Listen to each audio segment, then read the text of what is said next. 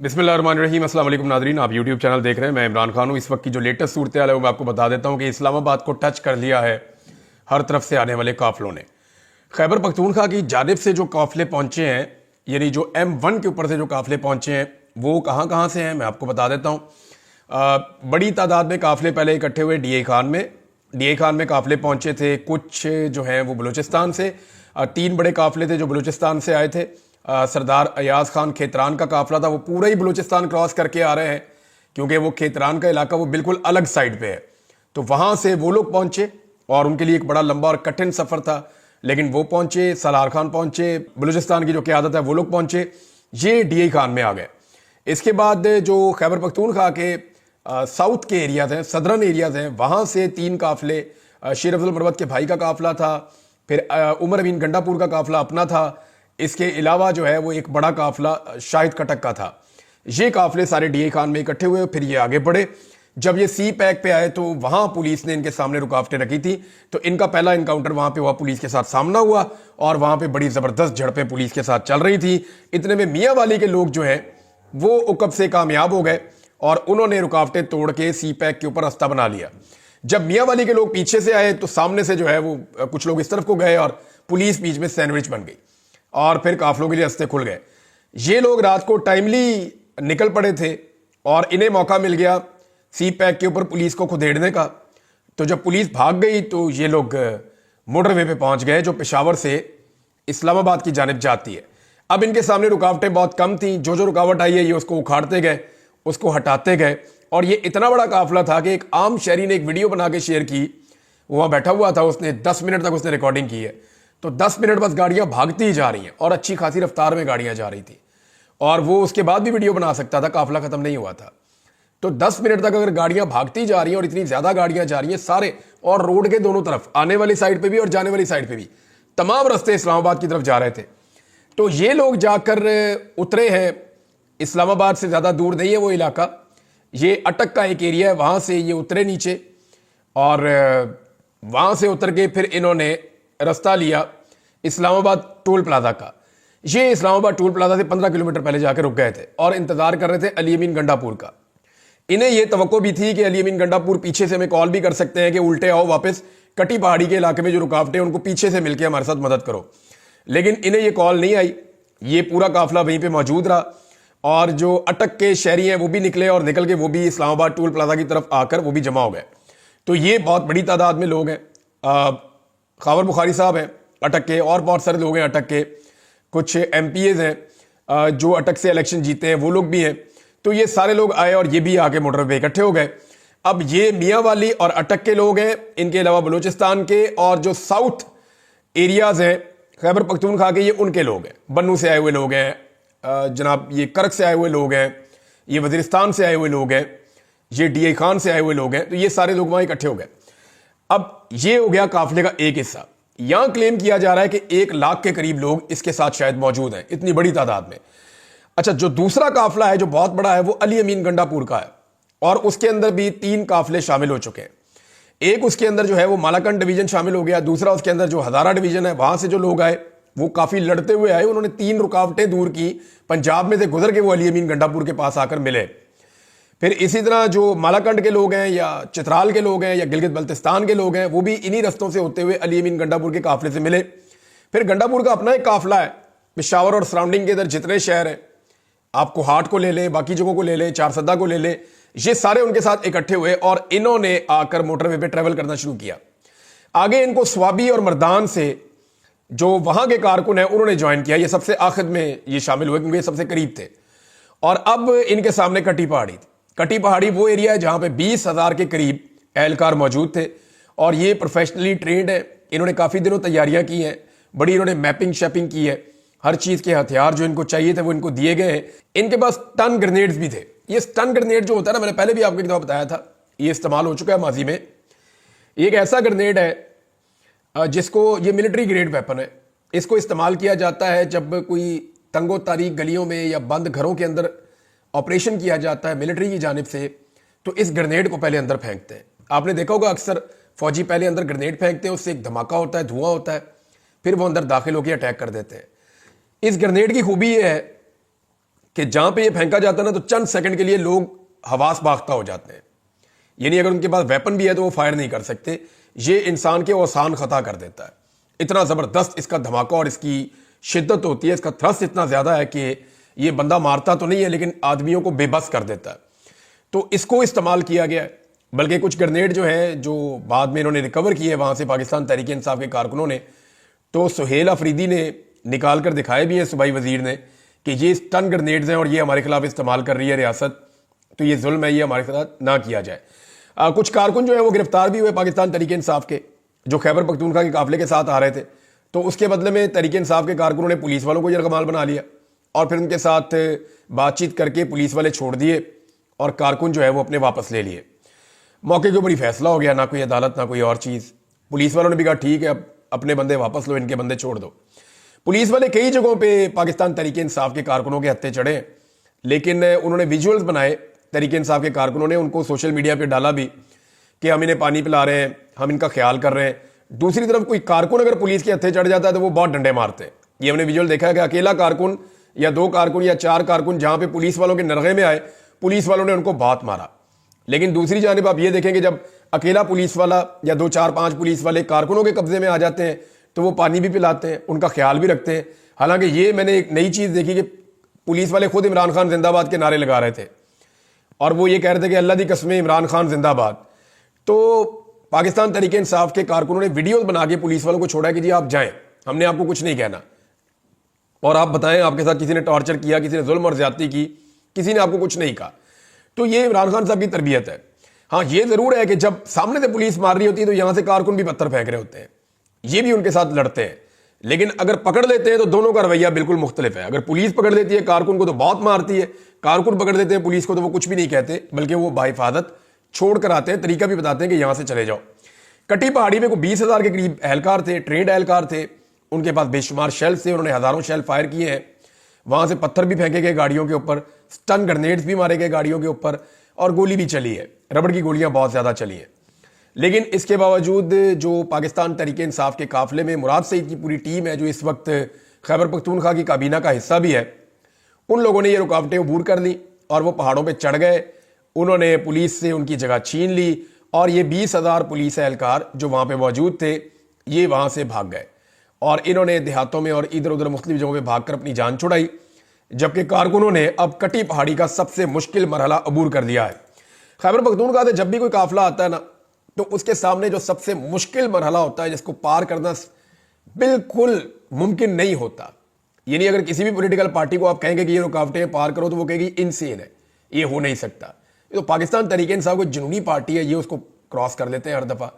तो इस मरतबा पिछली मरतबा से ज्यादा बंदोबस्त किया गया था, ज्यादा कंटेनर थे, ज्यादा खंदकें थी, ज्यादा आंसू गैस थी, ज्यादा रबड़ की गोलियां थी, एहलकार भी ज्यादा थे। लेकिन इसके बावजूद पाकिस्तान तहरीक इंसाफ ने सुबह उठने के बाद जोर लगाना शुरू किया और चंद घंटों के अंदर इसको क्लियर कर दिया। तो कटी पहाड़ी क्रॉस कर रहा है बुशरा बीबी और अली अमीन गंडापुर का मेन काफिला, जिसके अंदर दीगर 3 काफिले भी शामिल है, और चौथा जो बड़ा काफिला है वो उनका इंतजार इस्लामाबाद के दरवाजे पे कर रहा है। अब ये सारे यहां इकट्ठे हो रहे हैं। दूसरी जानिब पंजाब से भी कुछ काफिले पहुंचना शुरू हो गए। उन्होंने हकला का जो पॉइंट है उसको क्लियर कर दिया।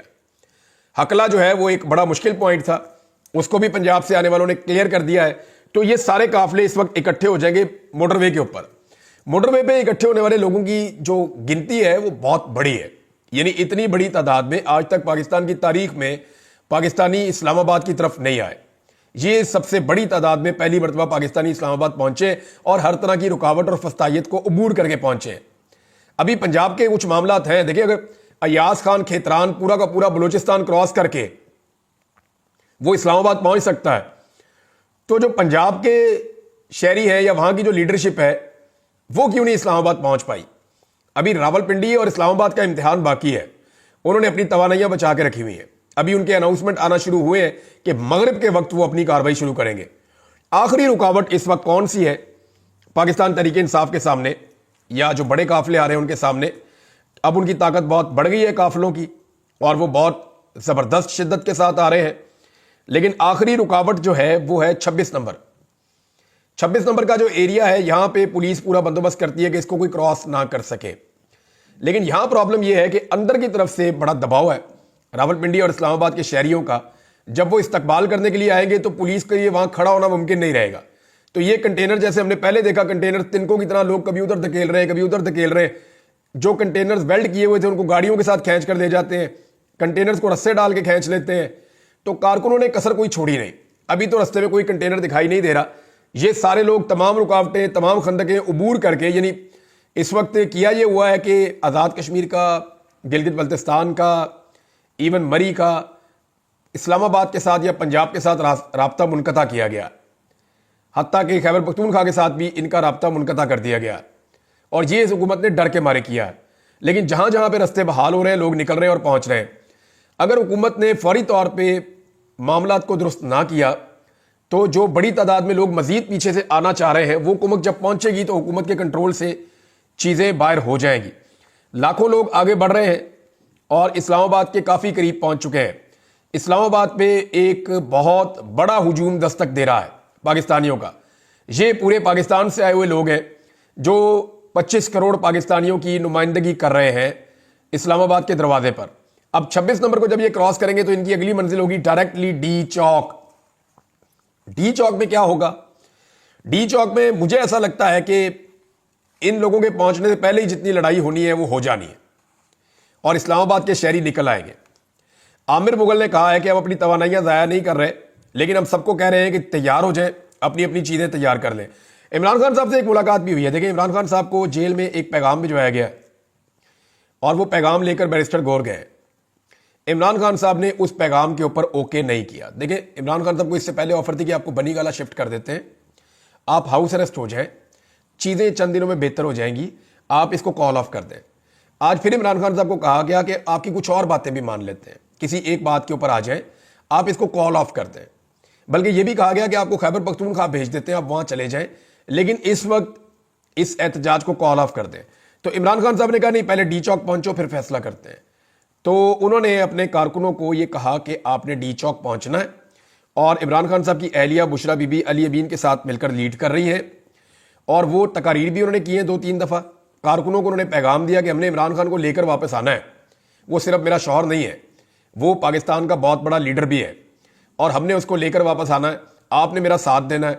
मैं अकेली भी रह गई ना तो वहां खड़ी रहूंगी, मैं वहां से नहीं हिलूंगी, मैं आखिरी सांस तक वहां पे खड़ी होकर मुकाबला करूंगी, मैं अपने शौहर को लेकर आऊंगी। अब बुशरा बीबी तो डट के खड़ी हो गई है, कारकुन भी उनके साथ खड़े हो गए हैं। कारकुनों की हालत यह है कि वो किसी और के ऊपर ट्रस्ट ही नहीं कर रहे, किसी पे भरोसा ही नहीं कर रहे। वो सारे के सारे इस वक्त डी चौक में पहुंच रहे हैं। अच्छा, इस्लामाबाद में जो अनाउंसमेंट की गई है, एक तो इमरान खान साहब ने चिट्टा इनकार कर दिया किसी भी किस्म की डील के, किसी भी किस्म की बात से।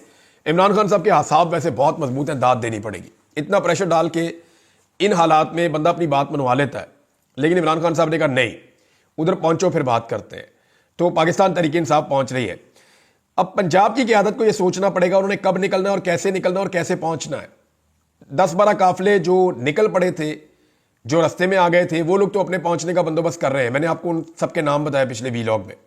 लेकिन जो लोग रह गए हैं उनको निकलना पड़ेगा, उन्हें पहुंचना पड़ेगा। अभी चकवाल ने निकलना है, तलागंग ने निकलना है, कलर कहाल ने निकलना है, अभी तो चक्री ने निकलना है, जेलम ने निकलना है, मंडी भाउद्दीन ने निकलना है, गुजरात ने निकलना है।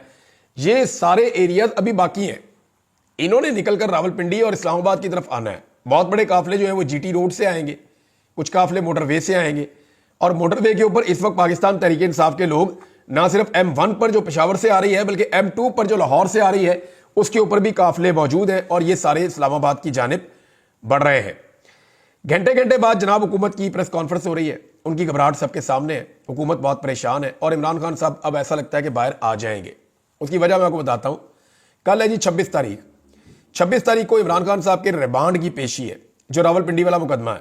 इसमें ऐसा लगता है कि मजीद रिमांड नहीं दिया जाएगा, हो सकता है इमरान खान साहब को जुडिशल कर दिया जाए और अगर जुडिशल कर दिया गया तो अगले दिन इमरान खान साहब की बेल हो जाएगी 27 तारीख को।